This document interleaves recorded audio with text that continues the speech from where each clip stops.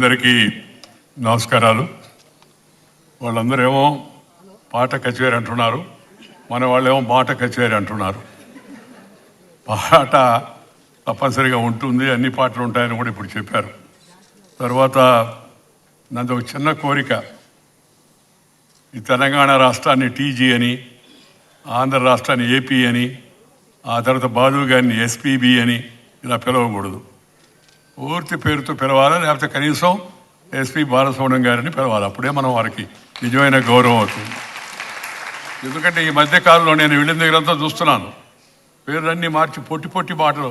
చిన్నప్పుడు ఇంట్లో చిన్నపిల్లలు మనం ఏదో అంటుంటాం, ఆ పేరు నాని కానీ అని, కానీ పెద్ద అయిన తర్వాత పూర్తిగా పేరుతో పిలవాలి. ఆ సికింద్రాబాద్ పోతుంటే ఎంజీ రోడ్డు అని రాస్తుంది. ఏమో ఎంజీ రామచంద్ర మన ఊళ్ళో అంత పాపులర్ అంటే, కాదు సార్ మహాత్మా గాంధీ రోడ్డు అని చెప్పారు. మహాత్మా గాంధీ ఎంజీ అయిపోయాడు. పక్కన రోడ్డు పేరు SP road, Sardar Patel SP అయిపోయాడు. అందుకని దయచేసి బాలసుబ్రహ్మణ్యం గారిని పూర్తిగా మీరు శ్రీపతి పండితురాడ్డిలో బాలసుబ్రహ్మణ్యాన్ని పిలవలేకపోతే కనీసం ఎస్పీ బాలసుబ్రహ్మణ్యం గారిని పిలవండి, అప్పుడు బాగా గుర్తుంటుందని చెప్పి మీ అందరికి కూడా నేను సవినయంగా మనవి చేస్తున్నాను. మన భాషను మనం గౌరవించాలా, మన వాళ్ళని మనం గౌరవించుకోవాలా. ఈ తెలంగాణ రాష్ట్ర సాంస్కృతిక మంత్రిత్వ శాఖ ఇంతటి మంచి కార్యక్రమాన్ని నిర్వహించడం చాలా సంతోషకరమైన విషయం. ఈ వేదిక పైన వారందరికీ శ్రీపతి పండితురాడ్డిల బాలసుబ్రహ్మణ్యం గారిని మనసారా అభిమానించే మీ అందరికీ మరొకసారి హృదయపూర్వక నమస్కారాలు, అభినందనలు తెలియజేస్తున్నాను. ఈరోజు మనం ఒక పరిపూర్ణ కళాకారుణ్ణి, గొప్ప వ్యక్తిత్వం ఉన్న ప్రతిభామూర్తిని గుర్తు చేసుకుంటున్నాం.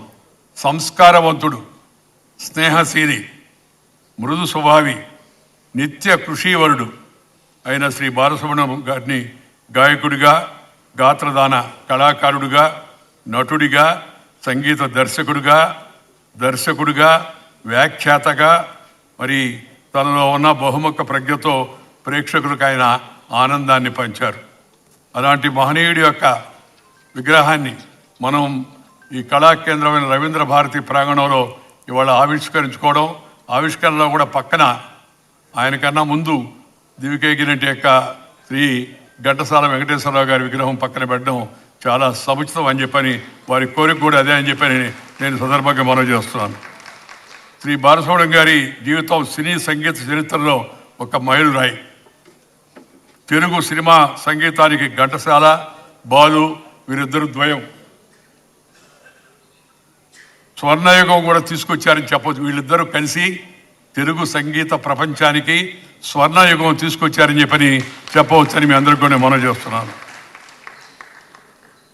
తెలుగు పాటకు వీళ్ళిద్దరూ పట్టాభిషేకం చేశారు.